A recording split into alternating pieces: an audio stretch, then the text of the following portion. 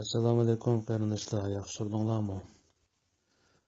Hozir qarindoshlar orasida shu Facebook, WhatsApp o'xshash ommaviy aloqa vositalaridan foydalanib o'zlarining fikrlarini bayon qilish juda moda bo'lib qoldi. Chunki bizga bundan boshqa yo'limiz yo'qdek.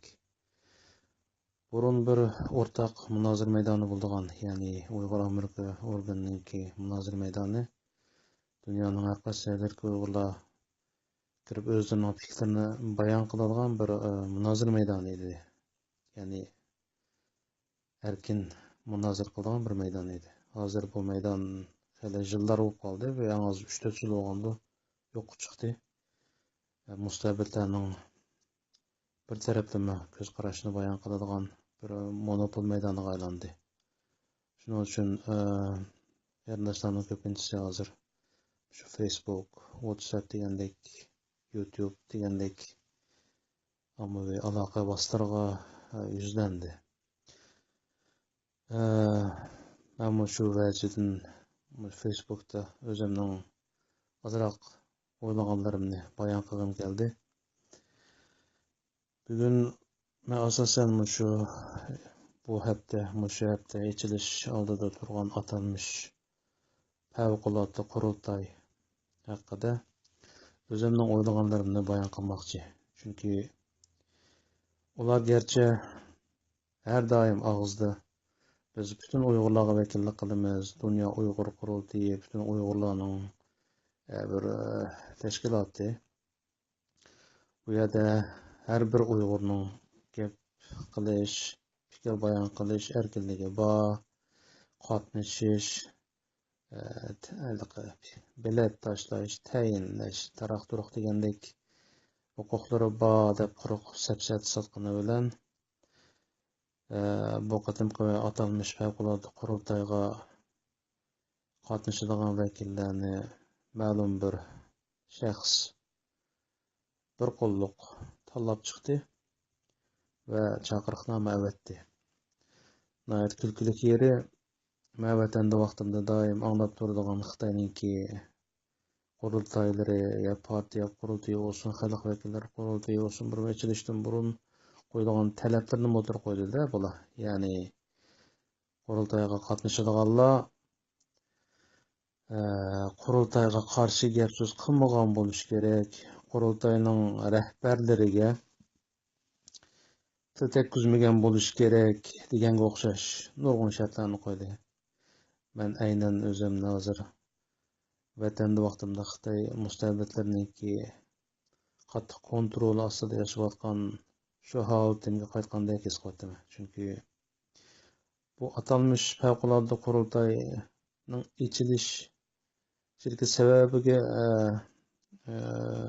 qarasak, bunga yaxshi javob topa olmaymiz.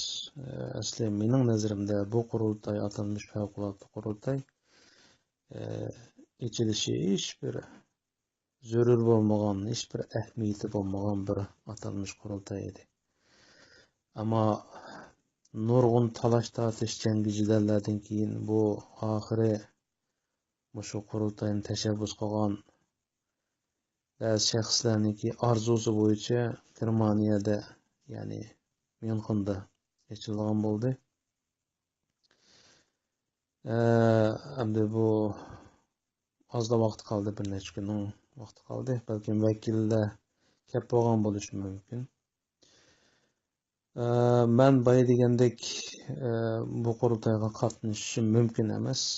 Chunki eliqi vakil saylagan, tanlagan, qatnashadigan vakillarni tanlagan shaxsning meni tanlashi mumkin emas. Ham mening qatnashish bir orzuyim yo'q. Chunki bunda ma'lumotchilik teraydigan, bo'lgunchilik teraydigan bir jig'anga berib bir o'ylagan nishonga, maqsadga yetishim mumkin emas. Shuning uchun mening qatnashish orzuyim yo'q. Ammo nemishqa bugun bu yerda bu qurultoy, atalmish qurultoy haqida so'zlarim kelib qoldi deganda, uzun bo'lgan men bu ishlarga bek diqqat ketmaydim, aralashmay qolayotgan, ammo jiroqdan kuzatib qolayotgan biri. Ammo men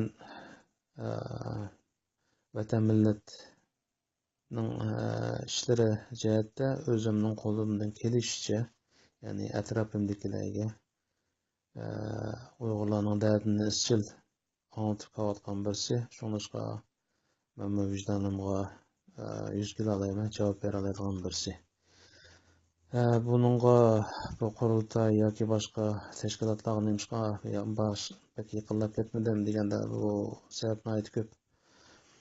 Asosli sabab shu qurultay yoki shu nomdagi tashkilotlarga yetakchilik qilgan odamlardagi sapa, ulardagi niyat durust bo'lmasligi, sapaning tuvanligi, tutgan yo'lining to'g'ri bo'lmasligi, degandek to'g'ri bo'lmasligi degandek sabablar tufayli men garchi mushundoq ishlarga qatnashib vatan millat uchun ozroq qo'limdan kelishicha tuhfa qo'shish maqsadida aziz vatandan ayrilgan bo'lsammi, ammo vatanga chiqib bir mezgil bu tashkilotlarga aralashgandan keyin bu tashkilotlar va yetakchilik qilayotgan odamlarning sapasining naqadar tuvanligi, ishki ziddiyatning naqadar kuchlikligi ham qilayotgan ishlarning natijalik emasligini ko'rgandan keyin o'zimni totgan. Endi hozir nemishqa bu haqda so'zligim kelib qoldi deganda, bu atalmish favqulodda qurultay uzundan hammadan deb kelayotgan Uyg'urlarga vakillik qiladi deydigan shu dunyo Uyg'ur qurultayi degan tashkilotniki vayron bo'lishiga, zavolliqqa yuzlanishiga sabab bo'lib qolyotidi. Shu sababdan sal vijdonim qaynab qoldi, ozroq so'zligim kelib qoldi. Nemishqa bundoq deysa desanglar, shu bir necha oy ichida o'tib ketgan, bir yil ichida desak ham bo'ladi. Qurultayniki yetakchilari orasidagi ziddiyatlar, o'zaro qilgan haqoratlar, pastkashliklar meni va men biladigan oz bo'lmagan Uyg'urlarni cheksiz umidsizlantirdi. Biz Robiya Qodir onamiz turmadan chiqqanda xuddi vatan ati ozod bo'lib ketadiganidek shu qadar shodlangan, xushal bo'lgan edik. Haqiqatan Robiya onamiz turmadan chiqib erkin dunyoga erishgandan keyin bir necha yil vaqt ichida Uyg'ur davosini xalqaro miqyosida yuqori bir baldoqqa ko'tarib butun dunyoga Uyg'urni tanitdi desak bo'ladi. Bu jihatda Robiya onamning qo'shgan tuhfasi haqiqatan nihoyat zo'r. Hech kim qilamagan ishni Robiya xonim qildi. Men Robiya xonim turmadan chiqishdan ilgari Yevropaga chiqqan, undan burun rahbarlik qilayotgan tashkilotlarga rahbarlik qilayotgan erkaklarning holini ko'rgan. Ularning orasidagi nihoyat kulkilik ishlarni ko'rib qattiq mayuslanib o'taganda Robiya onamiz hamda hozirgi davrimizda men e'tirof qilmang birdan bir liderimiz, lider bo'lishga munosib bir inson bizga ulashgandan keyin bu Uyg'ur davosi haqiqiy xalqaro tanilishga boshlagan edi. Haqiqatan Robiya onadek bir qurbon bergan Uyg'ur ham xalqaro tanilgan, Xitoyda tanilgan bir Uyg'ur hozirgi holatimizda yo'q. Faqatla shu bir shaxs bor, Robiya ona. Robiya onam chiqqandan keyin o'zining rolini joriy qildirdi. Qisqagina muddat ichida butun dunyoga Uyg'ur davosini tanitdi. Bu jihatda men cheksiz minnatdorligimni bildiraman.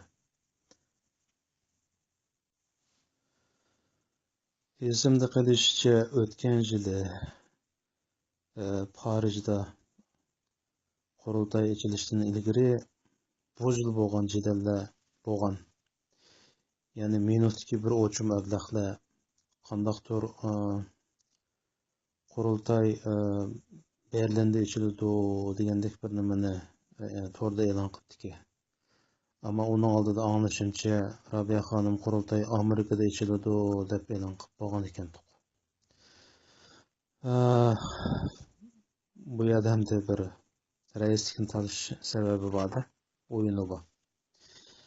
Keyin ikki taraf qattiq talash-tortish qilib, xalq oldida xeli satlashgandan keyin oxiri qurultayni 3-chi bir davlatda, ya'ni Fransiyada ochilgan bo'lib ketgan. Parijda bu qurultay ochilgan. Shu yerga o'qituvchilarmi borgan, Rabia xonim tarafdagilarmi borgan, ikki taraf o'tirib qurultay ochib, xalq, ya'ni yuqori ovoz bilan biz haqiqiy tonigan lider Rabia xonimni qaytadan rais qilib saylagan. Va haliqi isyon ko'targan abdahlar tunjiqib ketgan edi. Ovoz besiqqan edi. Ammo niyat buzuq odam aldirab niyatidan yanmaydi ekan. Bu yerda nima sabab bo'ldi? Shaxsiy g'arazmi yoki ularni o'ynatayotgan bir kuch bormi, qora kuch bormi orqasida ularning? Mushu Rabia Qodirni yiqitib, qo'lidan julib olsa huquqni deydigan bir buyruq bormi, bir qora kuchdan bu abdahlarga? Buni bilmadik. Ammo bu yil u razil o'yinini qayta so'rab chiqdi. Birdan Berlinda bir nima strategiyalik jig'inlashdi, yana bir yerda bir jig'inlashdi, bir nima qilib chiqib to'rda avay tilga ilingan Uyg'ur Amerika organiniki munozir maydonida Rabia xonimga dahshatli hujum qildi. Ajoyib odam qabul qilgusiz set gaplar bilan bir onaga, bir Uyg'ur onaga hujum qildi. Aradan Rabia xonimning bularga raddiya berganligi to'g'risidagi so'zlarini angladik va Rabia xonimning qo'llovchilarninki shu Facebook, WhatsApp degandek vositalarda o'zlarining fikr bayon qilganligini ko'rdik. Chunki ommaviy bir sorun yo'q, masalan internet to'g'rida bir haqiqiy ikkala tarafning ovozini anglag'ili bo'ladigan, ham ikkala tarafni erkin so'zlashga yo'l qo'yadigan bir maydon yo'q.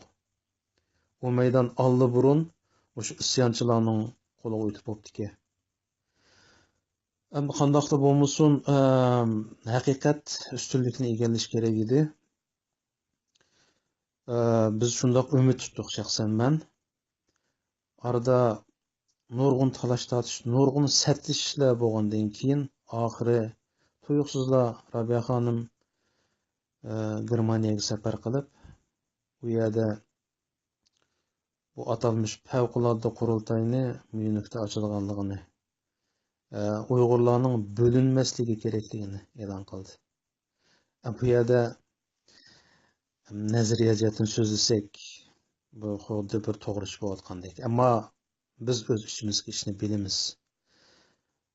Bu orasidagi necha oylik jangi jadaldan keyin bu ikki tarafning yana bir yerga kelib ish qila olishining mumkin emasligini biz tonib yetgan ham buningdagi ishga bo'lingidek. Isyonchilar o'z oldiga ish qilgandek, Rabia xonim o'zini qo'llayotgan ko'p sondagi Uyg'urlarga vakillik qilib, yana o'z oldiga ish qilgandek degandek bir orzuda o'tgan tuyuqsizlar Rabia xonim ajoyib bir g'ayriy sabablar tufayli halqi munofiqlarga, isyonkorlarga bo'yin egdi. Ularning orzusi bo'yicha Myunxda atalmış favqulodda qurultayni ochmoqchi bo'ldi.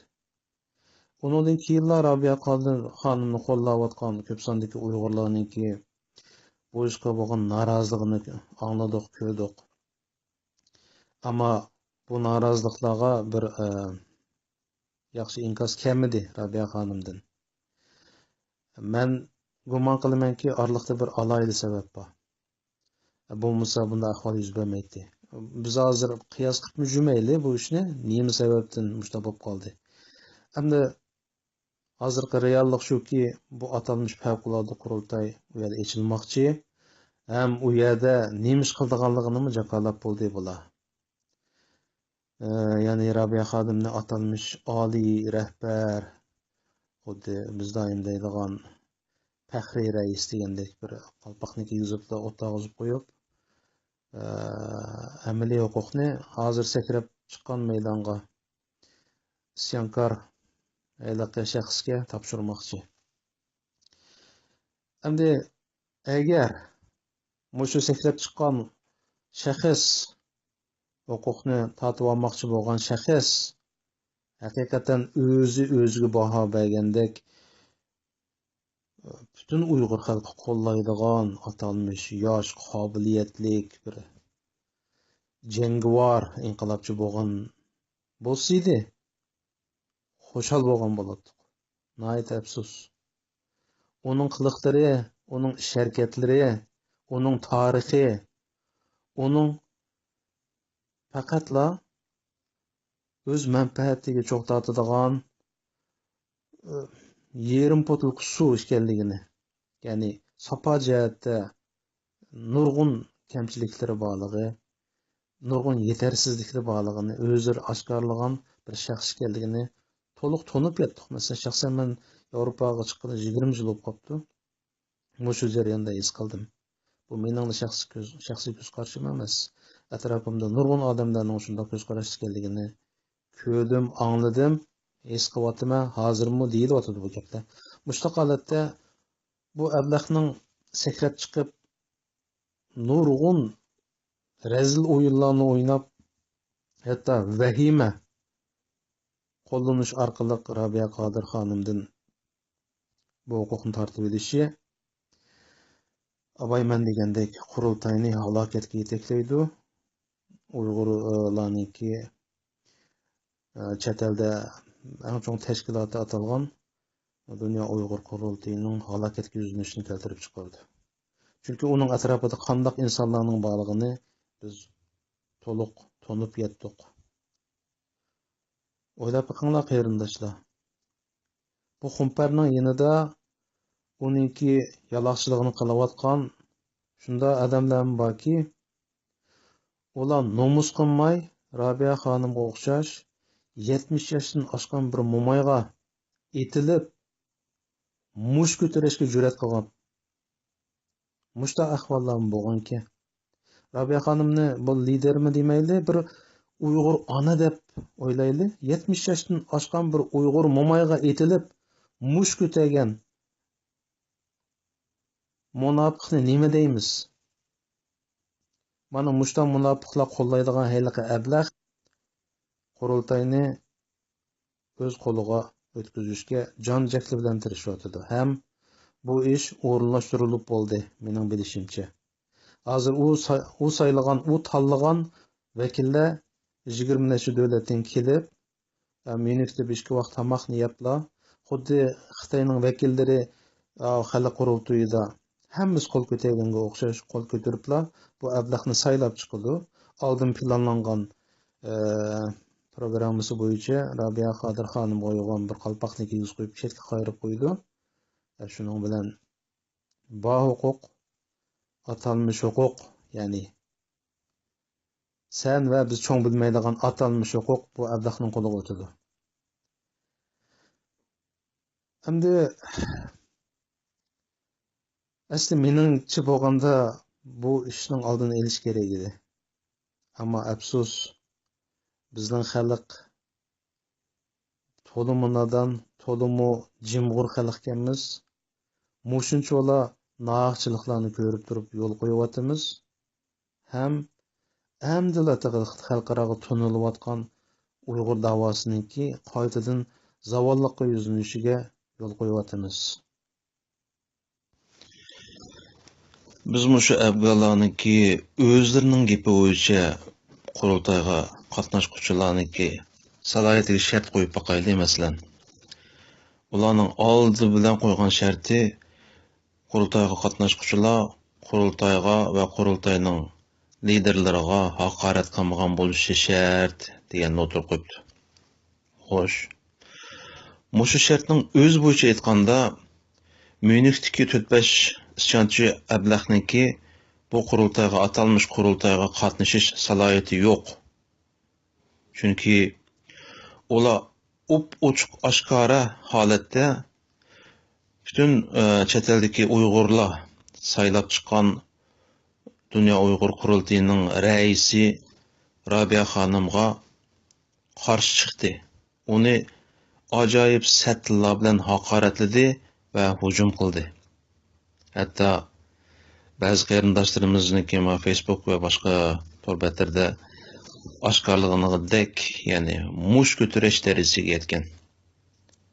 Ya'ni ular xalq saylab chiqqan raisga eng razil shaklda haqorat qilgan, hujum qilgan. Ya'ni shu birinchi shart bo'yicha aytganda bu isyonchi abdahlarning bu qurultayga qatnashish salohiyati yo'q. Yoki ular o'zlari Rabia xonimni lider deb tanimag'achqa Rabia xonimga qarshi turish, Dunyo Uyg'ur qurultiyining liderlariga qarshi turish emas deb o'ylamdi. O'ylagan bo'lsa o'zlarining ishi. Ammo o'zlarining gapi bo'yicha aytganda, ular o'zlari qo'ygan birinchi shartga xiloflik qilganlar. Shuning ularning bu atalmish qurultayga qatnashish salohiyati yo'q. Yana bir ish, bular mushu razil maqsadiga yetish uchun uzundan buyon Uyg'urlar o'rtaq fikr almashtirib kelayotgan Uyg'ur Amerika organininki munozir maydonini qamal qildi. Uzun yillar bo'ldi, uni kontrol qildi. U maydonni hozir xinin mijoz bir Xitoy boshqurdiki, aynan Xitoydagi to'r boshqarish usuli bo'yicha boshqardi, ya'ni. Bu qatim o'tgan yildan boshlangan talash-tortishlarda Rabia xonimni qo'llaydiganlarning sonini aytib ko'p. Ularmi o'sha yerda o'zlarining fikrlarini bayon qilishga tirishdi. Ammo o'z fikrini u yerga choplab 2 minutdan keyin o'chirdi. Asli u ya'niki o'zlari burundan deb qilayotgan prinsipi bo'yicha birovning shaxsiyatiga ochiq-oshkora haqorat qilmasalar o'chirilmaydi, qarshi fikr qilish erkinligi bor deydi. Ko'rib turdik. Hech qanday haqorat tusi olmagan. Ammo nayt ilmiylik bilan hozir bo'layotgan shu razilliklarga qarshi chiqqan ideyadagi yozmalarning hammasi 2 minut turalaydi u yerda jiq bo'lsa. Ondan keyin darhol o'chirildi. Ammo bu bir o'chum isyonchilarni maqtaydigan, ularning nada anglab baxmagan uydurma bir to'hpalari, harakatlari bir nimalarni ko'p turib maqtab yozadigan bir nimalar bo'lsa, yillab oylab turadi u yerda. Ham odamning g'azini o'rtadigan yeri Rabia xonimga shu qadar sat gaplar. Hatto ishtonning ishidan chiqadigan shunday sat gaplar bilan haqorat qilgan yozmalarmi uzunlab turdi. Buningdan ularning safosini ko'rilish to'liq oson. Ularning tutgan yo'li aynan Xitoyningki mustabidlik yo'li. Ya'ni ular og'izdan tushamaydigan erkinlik, so'z erkinligi aramizda mavjud emas. U maydon shu qadar muhimmi deganda, mening nazarimda bir tiyinlik bir axlat maydoni u.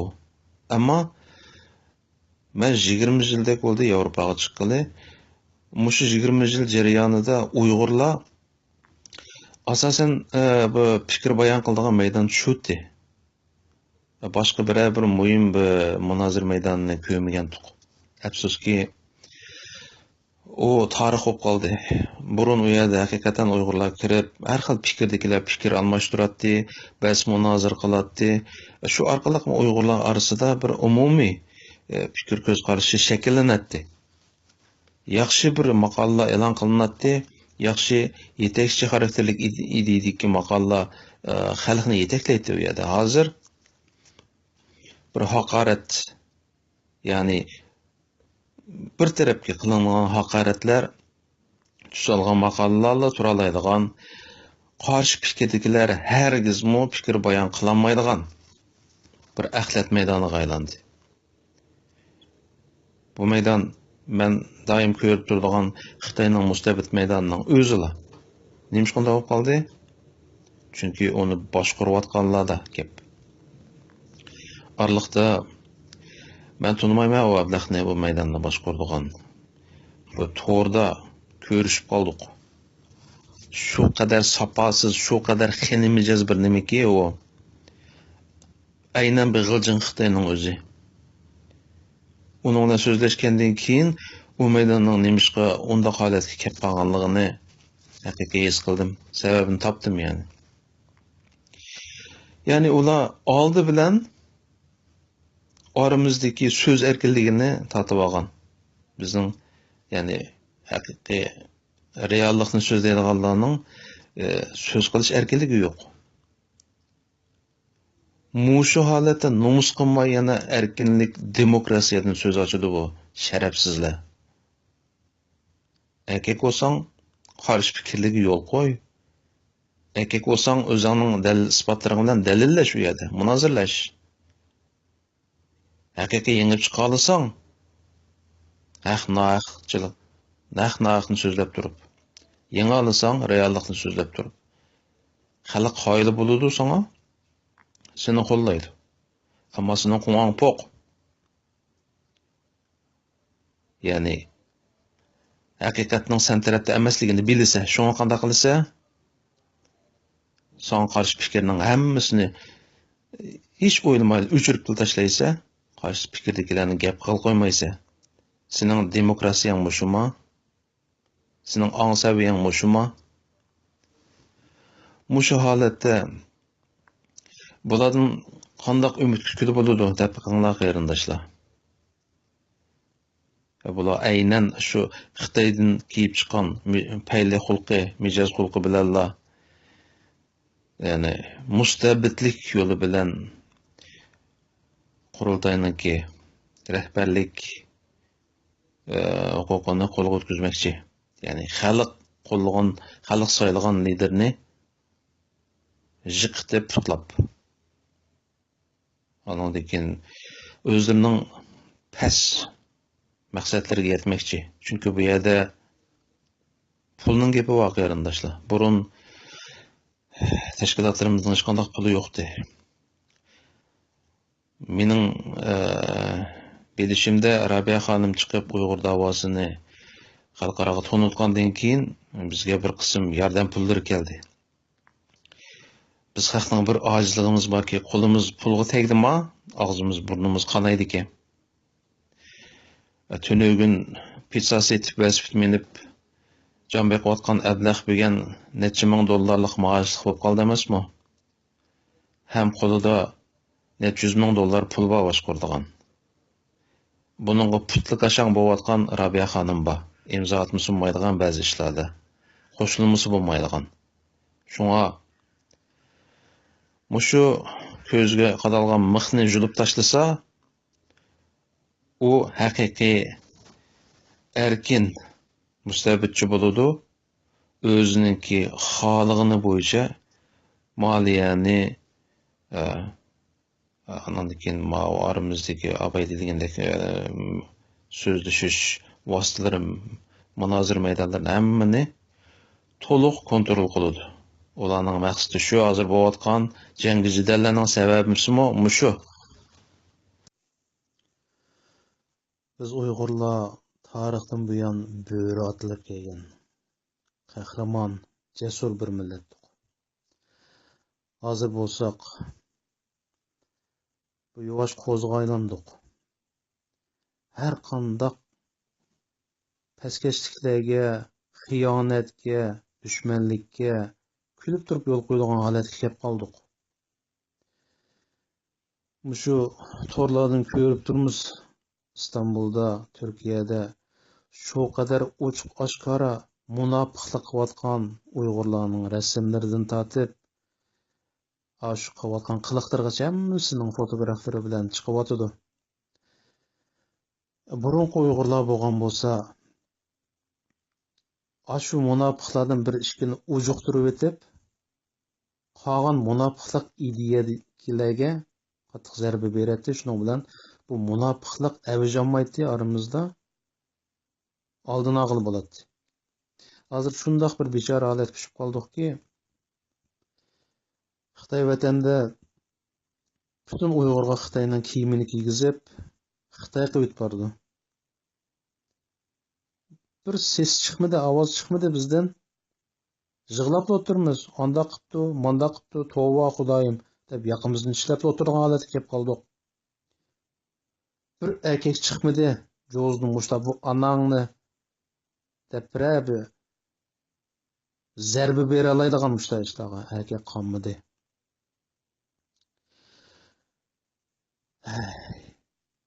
Hammadan cho'ng ish masalan tilimizni chekildi.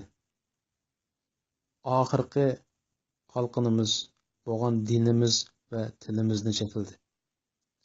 To'g'rida ajoyib videolarni ko'ryapmiz.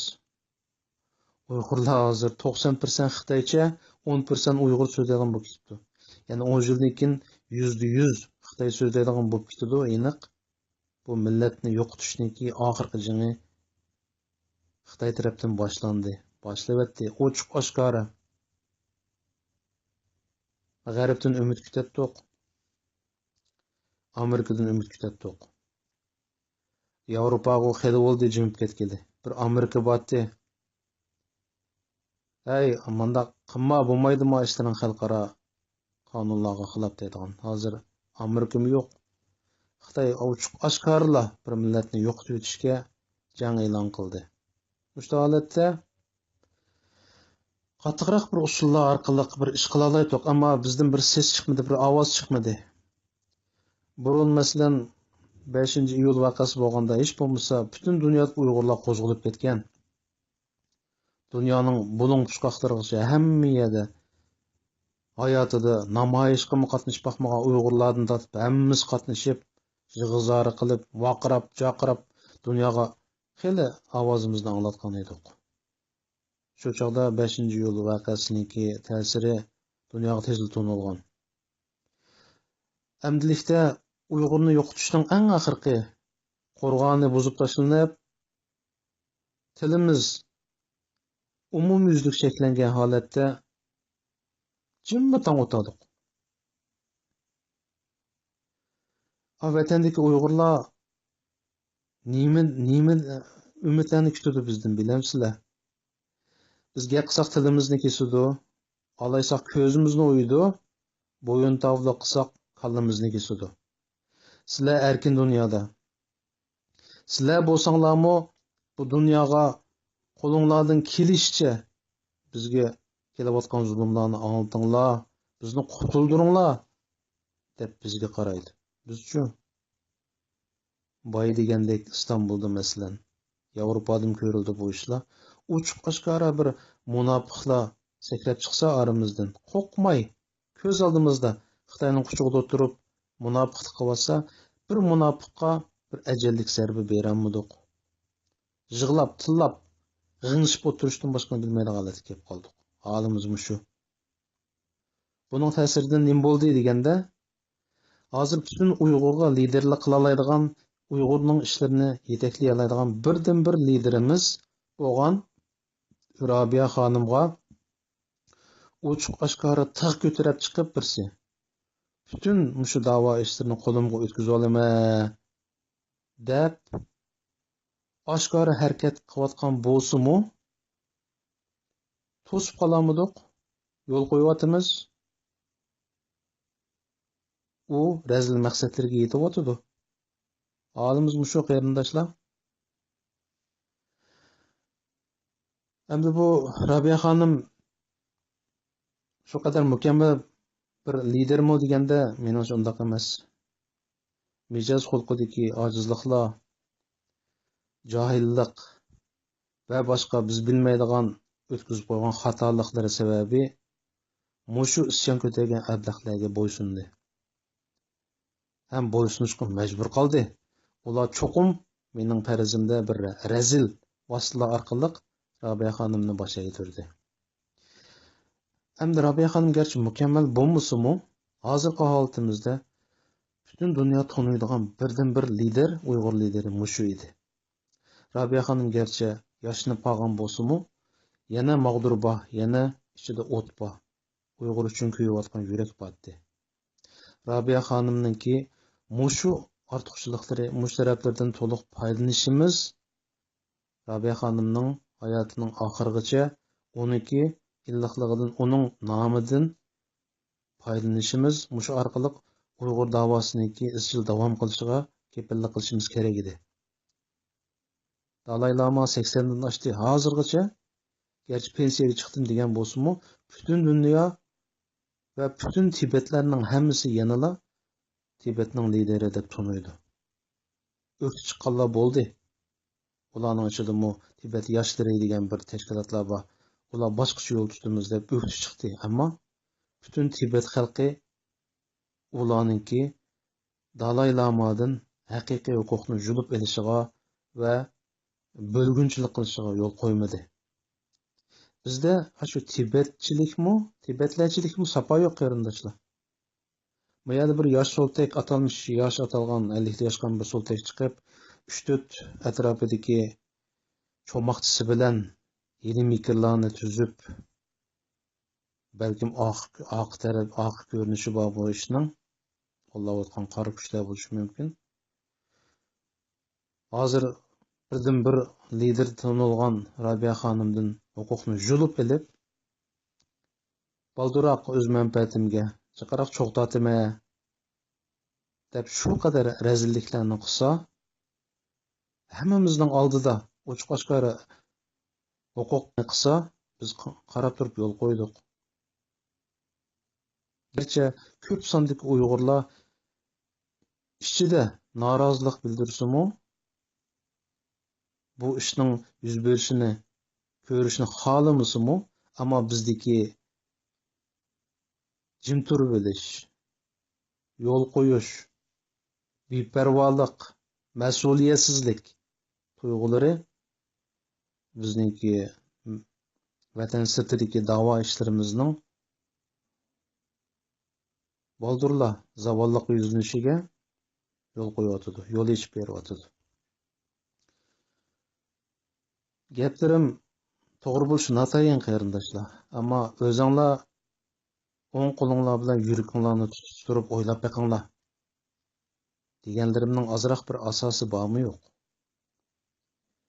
Biz hozirgi holatimizda yana 5 yil bo'lsa 5 yil, 10 yil bo'lsa 10 yil Rabia xonimdan va uning nomidan, uning yetakchiligidan, yetakchilik qobiliyatidan foydalanishimiz kerak edi. Oldirab bu bizga berilgan, bizga avatilgan liderni putlab yiqitmasligimiz kerak edi. Ammo bu ishlar bo'lish oldida turdi. Şoň bugun men qarindoshlarga o'zimning o'ylaganlarimni degim kelib qoldi. Gaplarimning ko'p qismi ya to'g'ridir, ya xatodir. Ammo men jim o'tirishni xohlamadim. Ko'nglimdagini deyishni to'g'ri topdim. Oxirda gapimni qisqa qilib tugatmoqchiman. Agar sen mushu qurultoyga ketayotgan, qatnashish uchun ketayotgan vakil bo'lsang, boya men degandek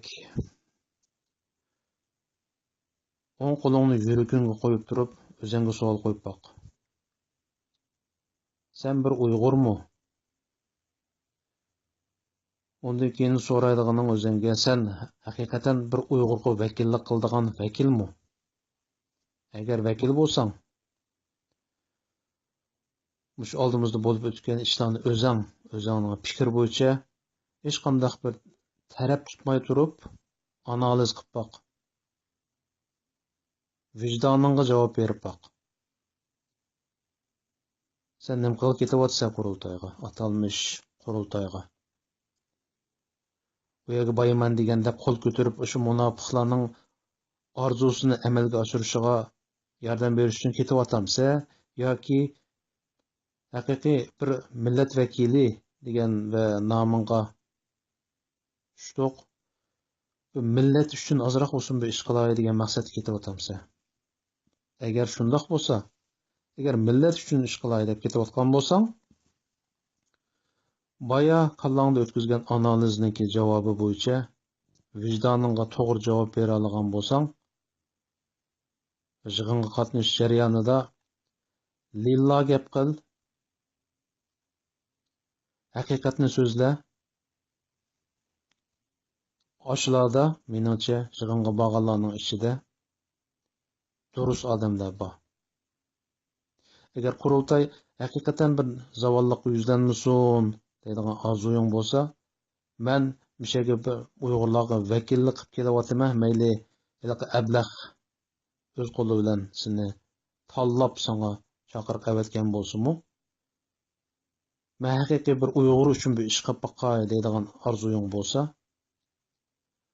aşağıda o'tag'anlarning ichida haqiqiy durust sanalgan Uyg'urlarning birisini rehberlikka ko'rsat.